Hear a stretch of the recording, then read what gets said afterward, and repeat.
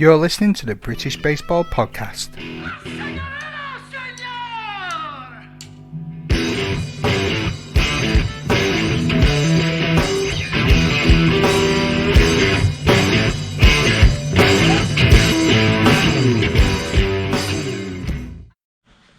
Hello baseball family, Matthew here with another roundup of this week's British baseball action. This episode is brought to you in partnership with Coach Carter's Field Sports and Supplies, a store dedicated to bringing you top quality baseball and softball gear for the players from the player. And it's your one-stop shop for your baseball and softball requirements. So head on over to www.coachcarterfieldsports.co.uk. And if you haven't seen already, the playoffs have started in the British Baseball Federation Open Tournament, with the first leg of fixtures being played this weekend just gone. So from the 6th of September 2020, we had the East London Latin Boys taking on the London Marauders and the Sheffield Bruins playing against the Essex Redbacks. Both of those were 12 o'clock games in the quarterfinals, with the East London Latin Boys winning 4-3 over the Marauders, which makes them one of the longest winning streaks in the tournament up to now, and the Sheffield Bruins going down 4-7 against the Essex Redbacks. And joining me from the Sheffield Bruins, I'm joined by Tim French, and he's been in action this weekend with the Bruins as they face the Redbacks of Essex in the quarterfinals in their league. Tim, how are you doing? Thanks so much for having me on, Matt. I am really, really good, thanks. Excellent. Welcome back to the show. I think this is your second time now. You're chasing Kelly for most appearances on the podcast. So yeah, I mean, last time we were in Spain, so I think it makes a bit of a change of scenery. But yeah, glad to be back playing baseball again. Yeah, exactly. So talk us through this weekend's action against the Redbacks. Wow, it was a really, really good game. Massive props to Essex for making the 4-hour odd drive up to Sheffield. Yeah, they really kind of set it up to be a really fun day of baseball, really. 7-inning game, so we knew we really had to kind of put a lot of effort into it. It was only one game elimination, so we really tried to go out kind of swinging, basically. Obviously, the home team, so we were taking the field first. Essex put up a lot of runs in the first inning. I think they put up four odd runs in the first inning, so we kind of knew that we were chasing the whole time. They had a really, really strong pitcher on the mound. Richard Cheston, I think his name was, pitched a complete game in the end. So yeah, we were really trying to fight our way through the whole 7 innings. Some absolutely miraculous plays the whole way throughout. The Essex third baseman made a ridiculous, diving grab at third base. Our centre fielder, Luke Martin, actually threw a cannon all the way to home plate to tag a guy out. And yeah, a really, really good day of baseball, really. Yeah, it sounds like it was a good game. I managed to catch some of the highlights after I finished training, and I enjoyed what I saw. Like I said, it was unfortunate that you didn't finish on top, but never mind. It's not really been an easy tournament for yourselves, has it? I mean, I've seen a lot of the games when I've been reporting on them have been called off and postponed through COVID restrictions and the likes. But how have you been keeping yourself busy while the baseball's being played? Yeah, I think we were obviously a bit disappointed the way the Open Tournament's been, being in a group with Leicester. Bless their socks. They were struggling, obviously, with not being able to get out of lockdown. So most of those games were forfeited by them. They're lovely guys, and we were sad that we couldn't get to play them. We played a couple of games against Long Eaton and a couple of games against the Birmingham Bandits as well. And I think the whole kind of way it was organised was regionally.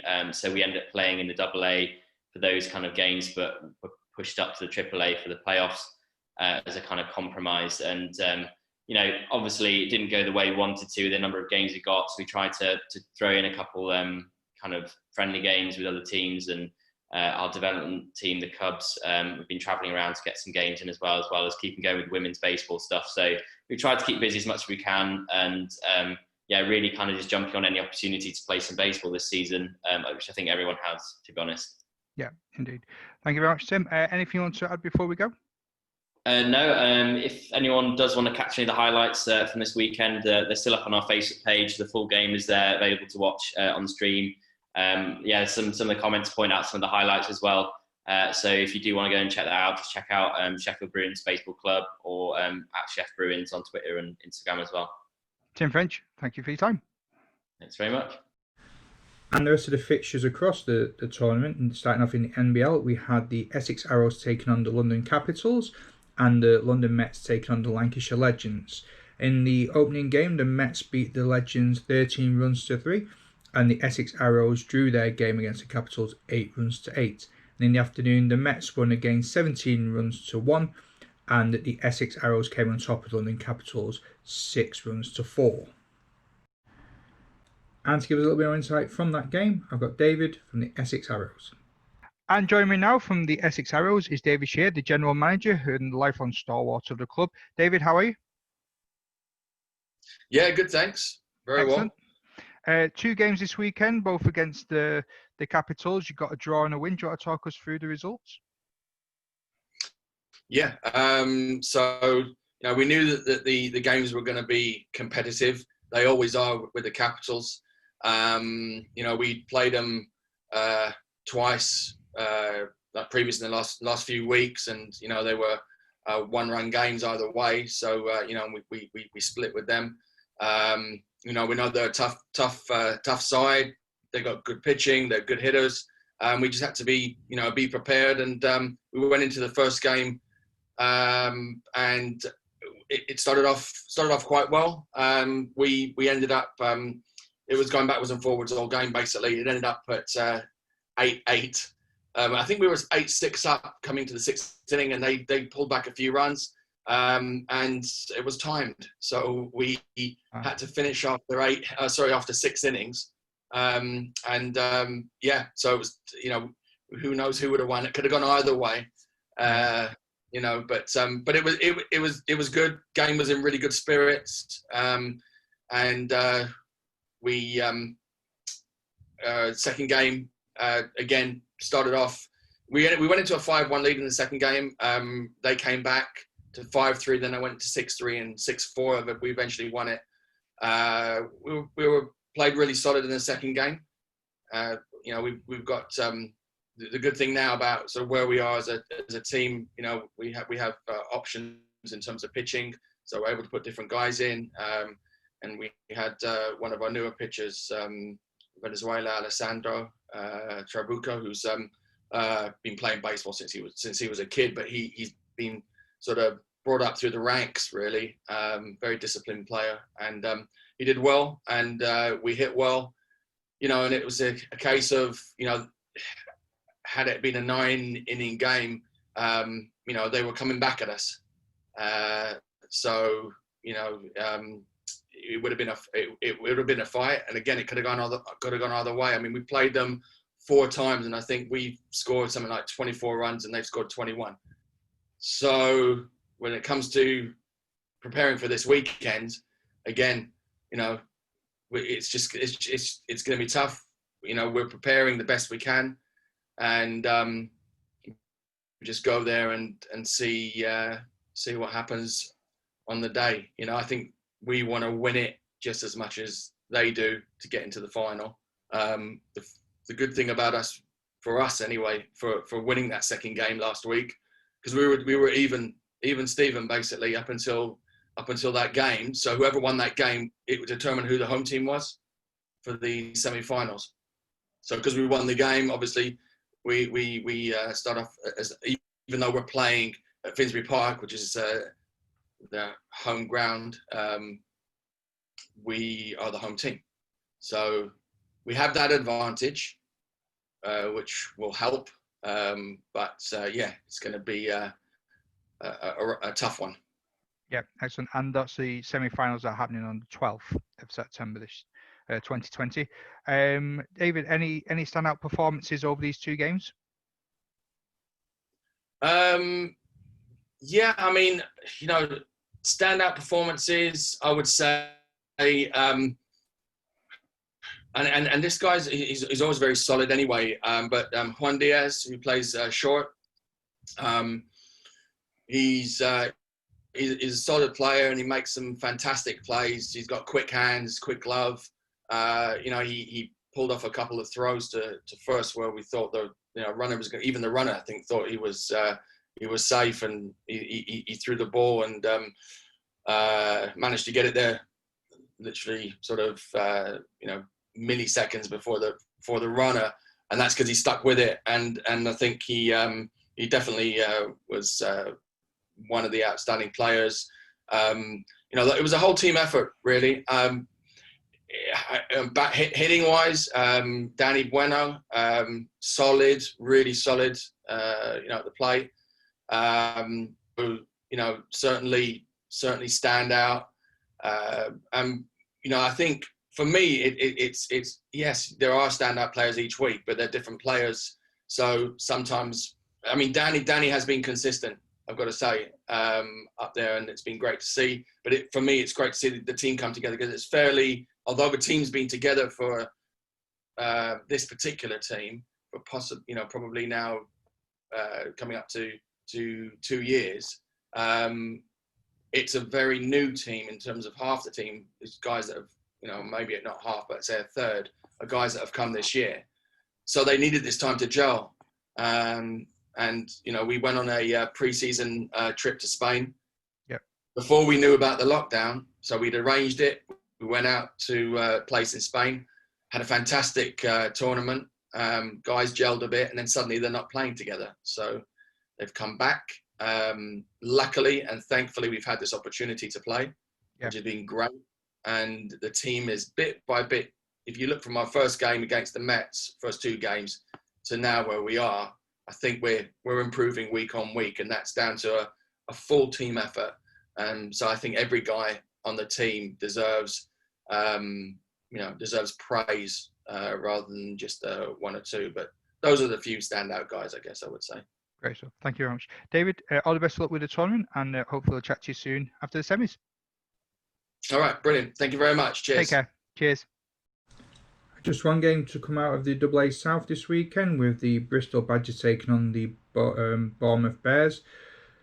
The Badgers won both of their games, 7 runs to 6 in the morning, and then 7 runs to 3 in the afternoon. Into the Single A Central Division, we have the Brighton Jets taking on the Guildford Millers. In their opening fixture that day, we had the Brighton Jets winning 9 runs to 5, and then a really high scoring game in the afternoon with the Jets again coming out on top with 19 runs to 12. And in the Single A South East, we had the Tonbridge Bobcats taking on the Kent Mariners. Both teams winning a game apiece, with the Mariners coming out on top in their first fixture, 14 runs to 3. And then the Tonbridge Bobcats just holding them to 11 runs to 0 in the afternoon game. And from that second game, it looks like that the Bobcats had a rookie pitcher out there who had a shutout, an excellent day there, and what looked like a really good game according to reports on Facebook. Let's have a cheeky little glance over at the West Midlands Baseball League. The Worcester Sorcerers took on the Wolverhampton Wolves, and the Telford Giants took on the Stourbridge Titans. The Sorcerers beat the Wolves 13 runs to 9, and the Giants beat the Titans 10 runs to 6. So let's have a look at the league table. And the table looks like this. We have the Worcester Sorcerers and the Telford Giants in first and second place respectively, both with equal records of 4 wins, 1 loss. And the Wolverhampton Wolves with 2 and 3, and the Stourbridge Titans with 0 and 5. And just before we leave the West Midlands Baseball League, I had a quick chat with Bryn from the Worcester Sorcerers. As you may have seen recently on social media, that the UK Red Sox fans fan account on Twitter has sponsored the Worcester Sorcerers to help raise some funds for their team, which has been really interesting to see and a lot of fun. So here to tell us a bit more about it is Bryn. And joining me now from the Worcester Sorcerers is Bryn, the social media guru and the all-over-the-field player, as he likes to describe himself. Any pitching? No pitching. Well, oh, so it's just infield and outfield. Yeah, they wouldn't trust me on the mound just yet. You could always practice for all the free time that you've got on your hands. Yeah, exactly. Excellent. So thank you very much for coming on to the show. Do you want to talk us through this weekend's action? Yeah, so we had a good win against Wolverhampton. That was an away game. It was Luke Borton. He pitched the whole 8 innings we ended up playing. I sort of had a pretty good day as well. Went 5 for 5. Nice. As well. So that was a good day for me, yeah. Yeah, good skills. Good skills. This is not often I get to hear someone talk about the home runs on the show, so nice to have one of them finally documented on here. The main reason why I asked you to come on as well today is to talk us through the recent events that surrounded the Worcester Sorcerers and the UK Boston Red Sox fan group. Is it a sponsorship partnership? How are the team describing it? Yeah, so it is a sponsorship, and UK Red Sox are still trying to raise money, get a bigger sponsorship goal going. And I know they've confirmed about 250, but it certainly is. They're doing a few auctions right now, and yeah, I wouldn't be surprised if they get over 500, aiming for 1,000 if things go perfectly well, really, yeah. That's amazing. And what's the money going towards? Just improving the field, have the best field possible, really. Just hopefully have the best baseball field in all of the Midlands, hopefully. Yeah. Well, you got a tenner of my money sat somewhere amongst all that. If I knew I could bid on some stuff, I think I would have done it that way as well. Now, well, again, you could have my cash. It's all going towards good cause.